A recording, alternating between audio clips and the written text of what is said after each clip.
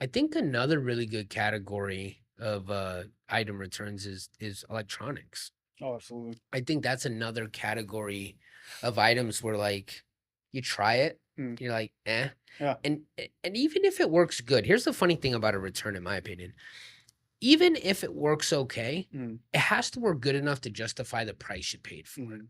So if you spend 250 bucks on something on headphones, right? And you take them home and you listen to them and you're like, "No, it's not $250 worth of sound coming out of these things." Mm, Then you return it and it goes through the process, probably mm, ends up in the auction and it sells for 100 bucks or mm, 80 bucks or 75 bucks or something.